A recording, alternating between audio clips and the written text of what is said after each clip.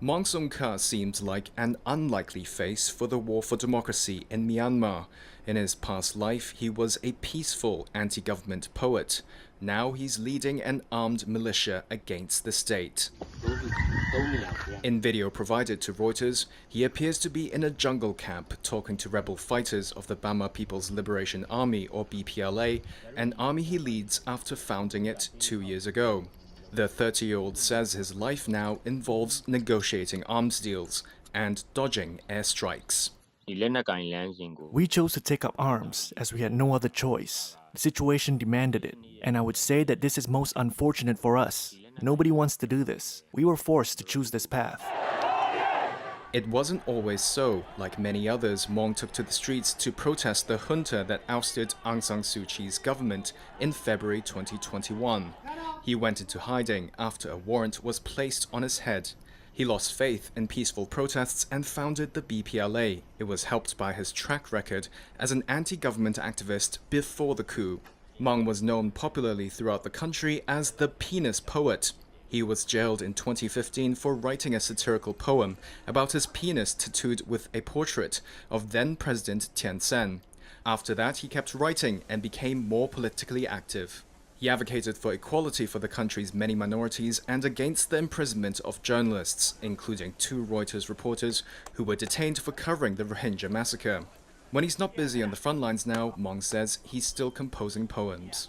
I wrote a poem about love last week, and it turned out to be about a soldier in the jungle missing his girlfriend, who was left behind in the city. It would be easy for my poems to be all about the revolution, but I am making conscious efforts to not do that. The junta, which has charged Mong Sung-ka with sedition, says armed groups that oppose it are terrorists who sow chaos and kill civilians. It did not respond to Reuters' requests for comment about the story. Mong says he worries about potential retribution against his family. All of us, myself included, have no plans to return to our former lives. No matter what happens to our parents, as a commander who must lead my comrades, I have to keep that in mind. He adds that after the junta has been ousted, he wants to open a bar for young veterans, as they have missed many opportunities to experience joy in their youth.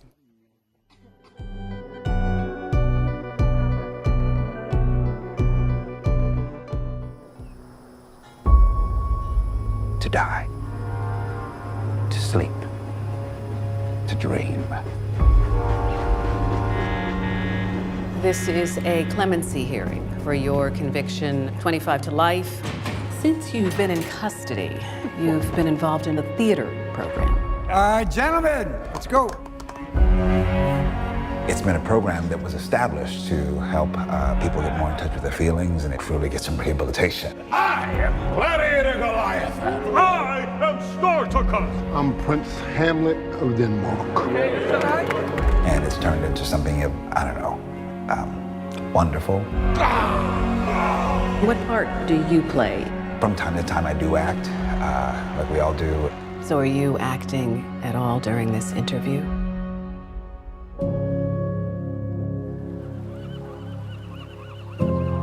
We here to become human again and enjoy the things that is not in our reality. I think you guys are becoming real with each other, vulnerable.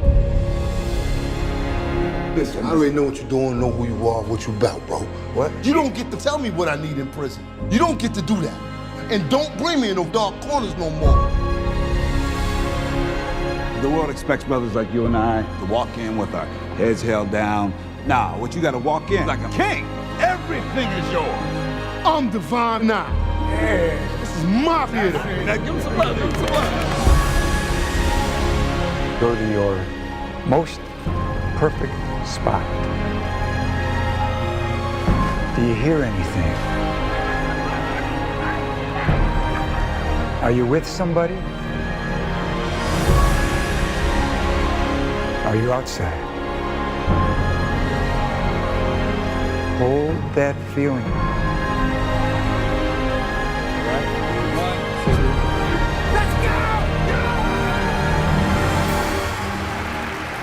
You gotta admit that I'm murdered that Hamlet to me, bro. Shakespeare is in his grave right now. He rolled over. You did your thing, beloved.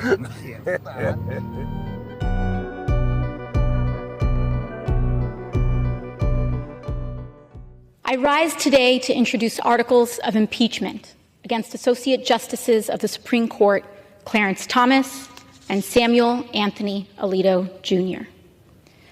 Against Justice Thomas, the resolution includes 3 total articles: 1 count of failure to disclose financial income, gifts, reimbursements, property interest liabilities, and transactions, among other information, and 2 counts of refusal to recuse from matters concerning his spouse's legal and financial interests before the court. The second resolution includes the following impeachment articles against Justice Alito: 1 count of refusal to recuse from cases in which he had a personal bias or prejudice concerning a party before the court, and 1 count of failure to disclose financial incomes, gifts, reimbursements, property interests, among other information. Mr. Speaker, nomination and appointment to the Supreme Court is one of the highest privileges and most consequential responsibilities of our nation. Such an appointment is uniquely insulated in its power. Confirmation to the court is a lifetime appointment whereby justices are entrusted with decisions that powerfully shape the nation as well as the lives of every American.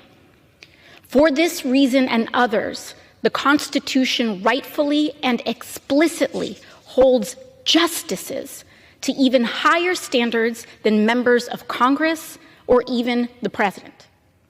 Section 1 of Article 3 of the Constitution commands federal justices to hold their offices during good behavior, in addition to its clauses barring treason, bribery, and other high crimes and misdemeanors.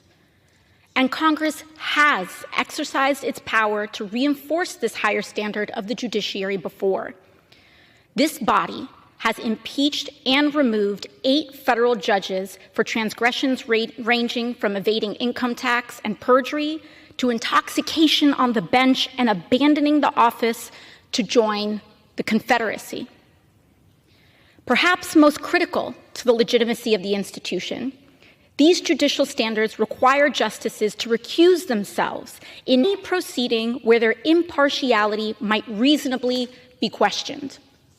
In other words, if a person could reasonably believe that the legitimacy of a justice's judgment could be or be perceived to be compromised due to their personal involvement in the case or its parties, the standard is clear.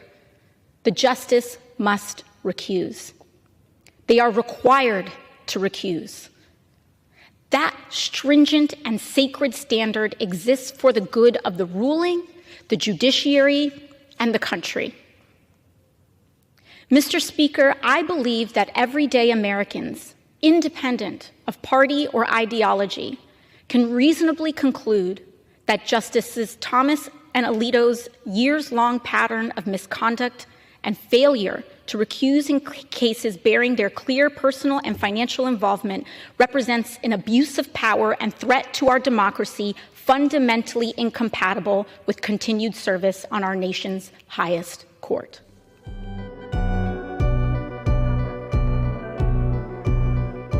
It's been used for centuries, and you're probably most familiar with it when you pop that favorite bottle of wine of yours. But did you know that cork could actually be key in the fight against climate change? Our Inés de la Cuatara traveled to Portugal to get a look at the work being done to keep a centuries-old tradition alive and how that just might help us all save the planet. Under the Portuguese sun, an ancient tradition. Skilled workers harvesting a material that's durable, recyclable, light, flexible, even heat resistant, and which could become key in the fight against climate change: cork. It starts here, 90 minutes outside of Lisbon, in the thick of summer, when cork oak trees are ready to shed their bark. The bark can only be harvested between May and August, and only once every 9 years. The tree tells us if we can take or not. You cannot force the cork to come apart. The work must be done by hand, the thick cork carefully extracted to avoid wounding the trees. Cork trees can live for up to 200 years, harvested again and again over the decades. Importantly, cork is also helping with capturing carbon dioxide. It's the shrubs, it's the trees, and then it's also the cork itself that absorb the carbon. Yes, it's this system together that really has a big role in terms of carbon sequestration. There are over 700,000 hectares of cork forests across Portugal, and the Portuguese Cork Association estimates they store about 14 million tons of CO2 every year. And each time that you take the cork, you're increasing carbon sequestration. These forests also key to keeping Europe from becoming a desert because the unique climate they create acts as a buffer to protect it from the dry climate. Cork oak trees are a barrier to the desertification that comes from the south. This is the forest that is preventing, the desert advance until the Europe. It's very, very important. Yeah. The harvested cork boards then stacked up and brought here to this cork processing plant. The cork is then boiled, and here we learn why even NASA is turning to cork for parts of its rockets. This stack of cork just got out of the boiler. It's been in there for close to an hour, but even so, you can still touch it, even though it's still steaming, because it's that good of an insulator. Rows and rows of cork here, but only about 30% of it will actually make it into a bottle. But no matter, because every last bit of cork will get used. The next production step, which is to decide what can be made with each one of these cork planks. Nothing, absolutely nothing is wasted. So you harvest 1 ton of cork, you will use 1 ton of cork. Because what does not go into a bottle top can be made into aerospace and defense applications, can be made into footwear, flooring, heavy construction, surfboards. The cork that's of a lower quality is broken down into tiny bits or granules, which are then assembled into sheets bound together by glue. And that's what'll get used to make everything from floorboards, shoes, furniture, and bathtubs. Even the cork dust is swept up and turned into biofuel, part of the reason cork producers tout their products are carbon negative. 95% of the energy needs of this factory comes from zero-emission cork dust. So when the granules are so small that nothing else can be used with it, we can still use that as energy. Arguing cork is the future. It's a product that really answers to all the challenges we have as society. You see the political programs from Europe to US. Everyone is trying to find products that are very positive in terms of sustainability, to face a new challenge in the circular economy, so nothing is wasted. We can recycle, we can reuse, we can zero waste. And so I see a bright future. And the best way to support the industry and these forests? When people ask me what they could do abroad in order to save or to maintain this kind of forest, I always answer, keep on drinking wine bottled with a natural cork stopper.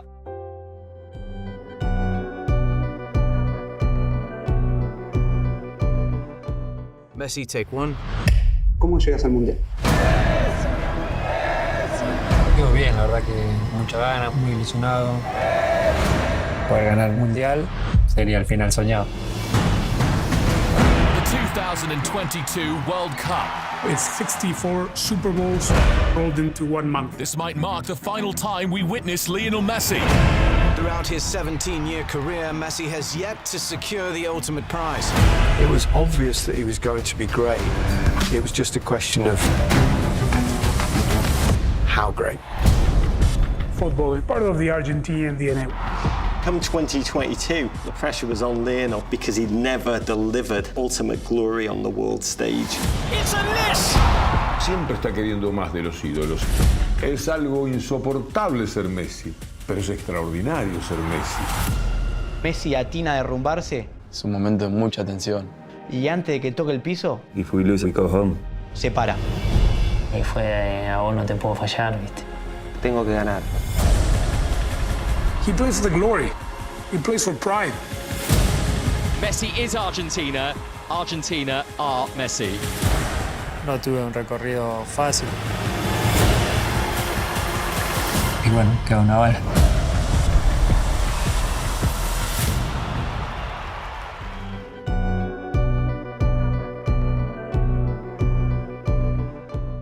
going to the first big fire of the 2024 season. Our goal is to film the aerial firefighters we're following from the ground, but it's not as easy as you might think. This is to capture footage for our long-term goal of making a docuseries that will take you inside the lives of airborne firefighters. So yesterday we tried to take the day off, and of course, the biggest fire so far of the season broke out. Breaking news, multiple fires ripping through SoCal tonight as we start off with the post-fire in Gorman. So far, it's the largest fire to burn in California this year. They also were using aircraft, multiple aircraft for water drops out here. Firefighters say they haven't had an incident this major so soon in recent years. We spent the whole time debating whether or not we should go. We ended up not going. Yeah, we probably should have gone. The two tankers that we are following here at Porterville, they were on it for quite a long time. So we're gonna head down to the post-fire. T100 just left. This is our first fire that's an extended attack that we're actually going to this year. So it's gonna be a good trial run. The Tanker 100 just went back to Porterville, it looks like. Let's look at the bright side here. We are going to a red flag area, and this is where most of the fires have been breaking out. Or, with our luck, it's going to be like 30 minutes north of Porterville. You don't know. You never know. That's fire behavior for you. So I'm just going to turn off here. The head of the fire is obviously where the big plume is. Well, that little guy was saved. Well, this is where he's going to drop, I think, again. So this might be a good spot for it.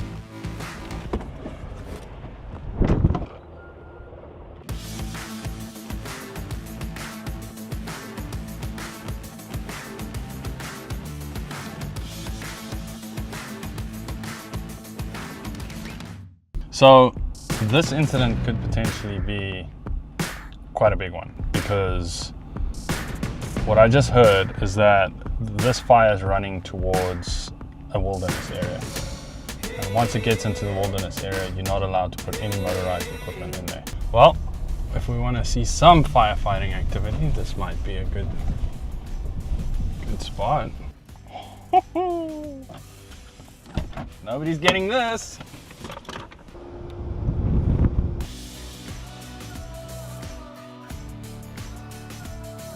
Is there any other fires we should go to, or should we just keep hanging around this one and see what happens with it? I think we should go along the freeway and see what's happening there. So, of course, we finally drive all the way down, and none of the aircraft we're following are actually on this fire. And that's the biggest challenge with this whole project, is because we're following aircraft, they can go a lot farther, obviously a lot faster than we can, and we have no idea where they're going to end up. So all of the aircraft that we've been following, that we've got cameras in, they've been another 2 hours by car away from here. So it's been a busy day for everybody, but we still haven't been able to get drops from the ground of our guys. But we got some fire footage that we can put to a fire docu-series. Yeah. Thank you. Have a good night. Good night. All right, we're headed back. We've got an hour and a half drive to get back to Porterville. It was really cool seeing things from the ground today, because the ground guys are really the guys that contain the fire. We there to support the guys on the ground. The wind, the ash, the smoke, the sand, and then the heat, it's brutal. Fire is devastating. It takes everything out in its path. Definitely a force of nature that needs to be respected. So I think it kind of gave me that little bit of perspective.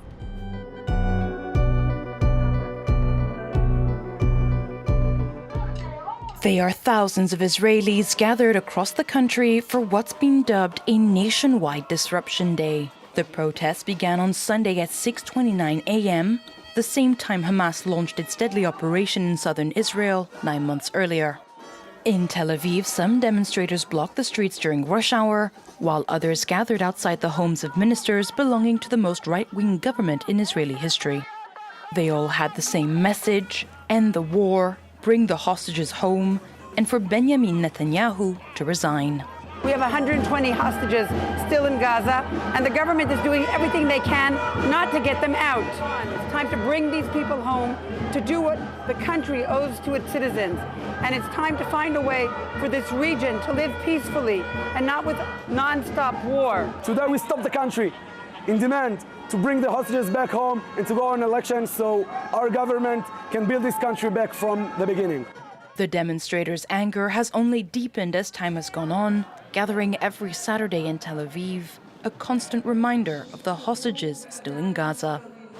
These relatives are begging the head of government to accept the latest proposal for a ceasefire agreement. This is an opportunity that cannot be missed. Netanyahu, we saw you sabotage the deal over and over again at the moment of truth, and each time our hearts shattered. Negotiations for a deal between Israel and Hamas have accelerated in recent days. However, the talks have not prevented Israeli airstrikes on the Gaza Strip this weekend.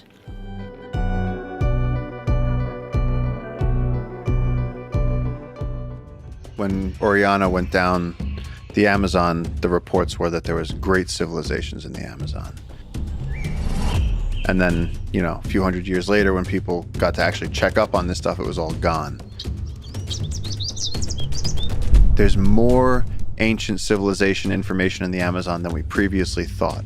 True statement. There clearly is a long history of complex civilizations in the Amazon.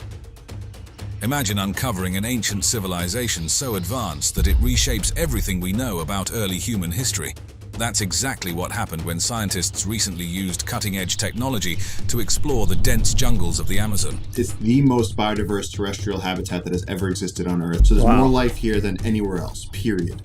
Hidden beneath the thick canopy, they discovered remnants of an ancient tribe with megalithic structures. The discovery of the Olmec civilization is a story that began in the mid-19th century, when travelers in the Gulf Coast region of Mexico stumbled upon large, enigmatic stone heads. The Olmecs, really, they're characterized by the megalithic stone heads, precision-engineered stonework.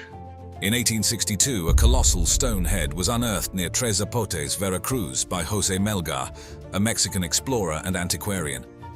This head puzzled Melgar, who didn't realize its cultural significance. The head remained an isolated curiosity for many years, as the region was still relatively unexplored, and it would take several more decades before systematic archaeological efforts began to reveal the full extent of the Olmec civilization. The formal recognition of the Olmec civilization began in earnest in the early 20th century, thanks largely to the efforts of archaeologists like Franz Blom and Oliver Lafarge. In the 1920s, Blom and Lafarge conducted an expedition to the Gulf Coast and encountered more colossal heads and other artifacts at Tres Zapotes. But no one really knows anything. There's no writing, there's no good legends or stories that come down describing what they were doing. Their findings, published in 1926, drew the attention of the academic community to the region. Their meticulous documentation of the artifacts provided detailed descriptions and photographs that allowed other researchers to start piecing together the unique characteristics of the Olmec civilization. In the 1930s and 1940s, extensive excavations were conducted at San Lorenzo Tenochtitlan, a major Olmec site in Veracruz, led by Matthew Sterling of the Smithsonian Institution and the National Geographic Society. These excavations uncovered numerous colossal heads, altars, and other stone sculptures. We don't really know what they were. All we've got left is the stone heads to look at and decipher. San Lorenzo was identified as one of the earliest and most significant Olmec centers, dating back to around 1200 BCE. The site's monumental architecture and sophisticated drainage systems revealed the complexity and advancement of Olmec society. Sterling's work was groundbreaking in many ways. His discoveries at San Lorenzo included massive basalt sculptures, some weighing up to 40 tons, which had been transported over considerable distances from their quarries. This feat highlighted the Olmecs' remarkable engineering skills and their ability to mobilize and organize large labor forces. This required advanced logistics and engineering, indicating a highly organized society with a strong central authority. The site of La Venta in Tabasco became another focal point of Olmec studies, with excavations in the 1940s and 1950s, also spearheaded by Sterling, unearthing a wealth of artifacts. But there's very interesting artifacts and sites below south of Mexico City that myself, I've been visiting them for years. These included more colossal heads, jade figurines, and intricately carved stelae. La Venta was recognized as a major ceremonial center that flourished around 900 to 400 BCE. The site's layout, featuring a large pyramid, plazas, and stone monuments, illustrated the Olmec's architectural and artistic achievements. La Venta's Great Pyramid, a clay structure about 34 meters high, is one of the earliest pyramid-like constructions in Mesoamerica. This pyramid, along with the site's central axis and complex layout, influenced later Mesoamerican ceremonial centers. The research on the Olmec civilization continues to this day, with new discoveries and interpretations emerging from ongoing excavations and advanced technologies like remote sensing and DNA analysis. These efforts are steadily unveiling more about the Olmec's social structure, economy, and interactions with neighboring cultures. Recent studies have utilized LiDAR technology to uncover previously hidden structures and settlements, providing a more comprehensive view of Olmec urbanism and their environmental adaptations. LiDAR has been especially useful in mapping out the complex layouts of Olmec cities, revealing the sophistication of their urban planning and their ability to adapt to the challenging environment of the Gulf Coast.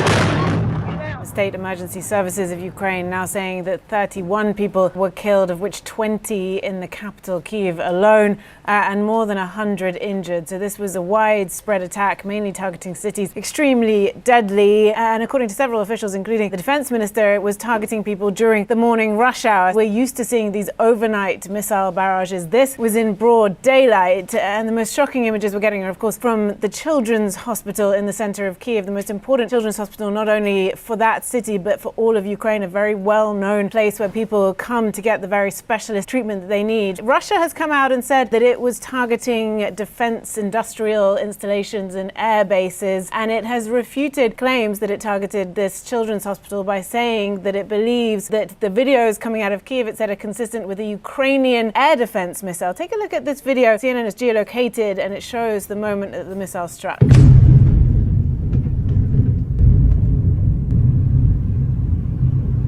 CNN has showed that video to several weapons experts who say that it is consistent, they believe, on the face of it, with a cruise missile rather than an air defense missile.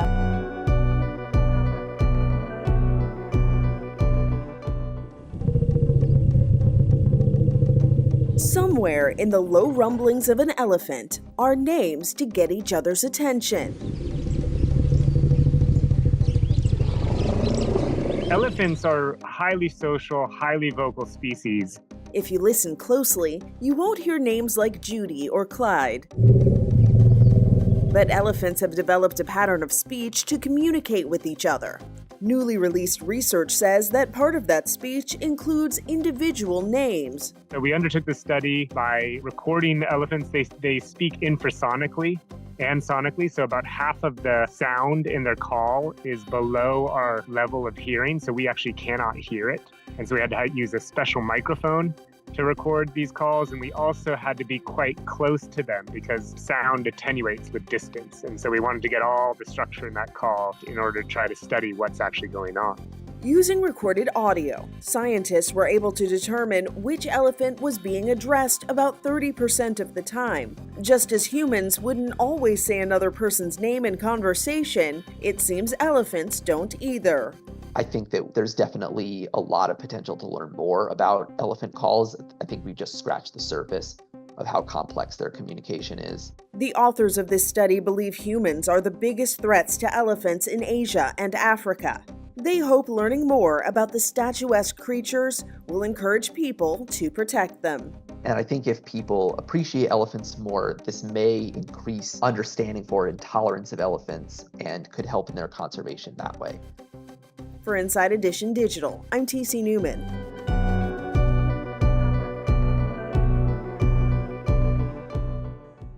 reading about what happened the week before last in Barcelona doesn't really capture the full intensity of what happened there. It's the video clips that can show the depth of the anger behind some of these protesters. Now, Barcelona, not the first city where we have seen demonstrators take to the streets over this topic of over-tourism, but it is the first time that we've seen the travelers themselves being targeted. Now, if you haven't seen some of these clips, what we saw were some of the protesters really getting up in the faces of some of these travelers, shouting, "Tourists go home." Some threw items. Others sprayed them with water guns and carbonated beverages. Also, you can see right there, taking that kind of police-style tape and wrapping hotel entrances and the outdoor areas where people were trying to enjoy a meal. Now, these protesters are angry over a number of issues. They say their businesses have been replaced with, well, ones that cater to the tourists. Their city streets simply swamped. But above all, they say they can no longer afford to live in their own city, as rental rates have gone up nearly 70% in the past decade.